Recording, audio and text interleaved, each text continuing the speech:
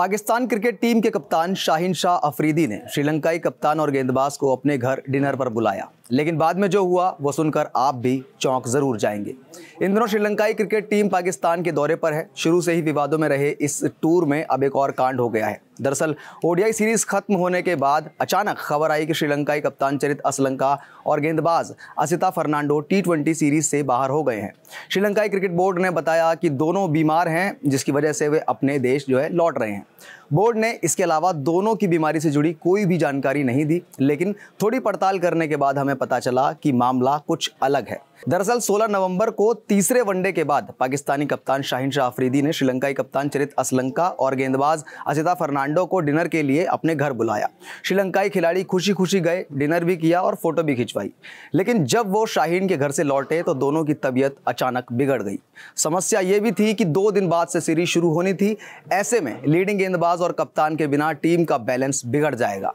लिहाजा बीमारी के मद्देनजर दोनों खिलाड़ियों को 1 दिन का आराम दिया गया। लेकिन जब तबीयत में कोई सुधार नहीं आया तो आनन फानन में दोनों को श्रीलंका वापस भेजने का फैसला हुआ। बोर्ड ने जानकारी दी कि चरित असलंका और असिता फर्नांडो बीमार हो गए हैं, इसलिए उन्हें श्रीलंका वापस लाया जा रहा है ताकि वक्त पर उन्हें उचित इलाज मिल सके और अगली सीरीज से पहले दोनों फिट हो जाएं।